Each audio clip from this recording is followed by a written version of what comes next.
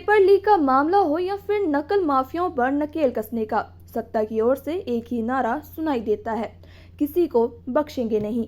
लेकिन जब सवाल सीधे सत्ता पर आए तो फिर क्या पेपर लीक या नकल माफिया इनके दावों की पोल फुस हो जाती है, मानो कोई अपना है जिस पर कार्रवाई करनी है। जी हाँ, कुछ ऐसी ही खबर छनकर सुर्खियों में आई है यूपी से, जिसने प्रदेश की सियासी माहौल को और भी गर्मा दिया है।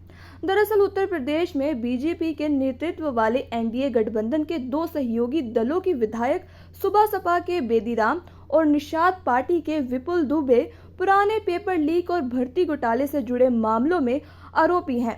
यानी जिस पेपर लीक माफिया के खिलाफ सरकार पूरे देश में सख्त कार्रवाई का दावा कर रही है, उसी गठबंधन के नेताओं के नाम अदालत तक पहुंच चुके मामलों में सामने आए हैं। जानकारी के अनुसार इन दोनों विधायकों का नाम साल 2006 के बहुचर्चित railway group D paper leak मामले में सामने आया था, जिसके चलते उस समय परीक्षा को रद्द करना पड़ गया था।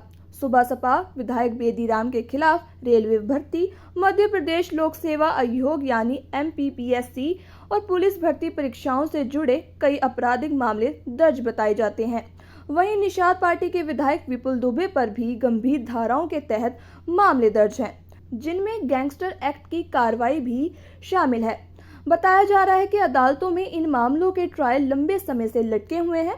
आरोप है कि कानूनी दावपेच और कई पैतरों का इस्तेमाल करके इन मुकदमों की सुनवाई को आगे नहीं बढ़ने दिया जा रहा है। ऐसे समय में जब केंद्र और राज्य सरकारें नकल और पेपर लीक के खिलाफ जीरो टॉलरेंस की नीति और सख्त सजा के प्रावधानों पर जोर दे रही है, इन विधायकों के पुराने मामलों के चर्चा में आने से राजनीतिक गलियारों में सुगबुगाहट तेज हो गई है।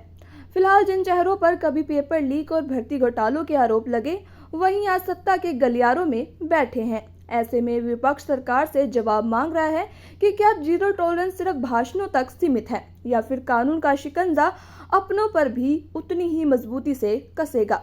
अब निगाहें अदालतों के फैसलों के साथ साथ सरकार के अगले कदम पर भी टिकी हैं, क्योंकि सवाल सिर्फ दो विधायकों का नहीं बल्कि उस वादे की साख का है जिसमें कहा गया था, नकल माफिया हो या पेपर लीक का खेल, किसी को भी बख्शा नहीं जाएगा।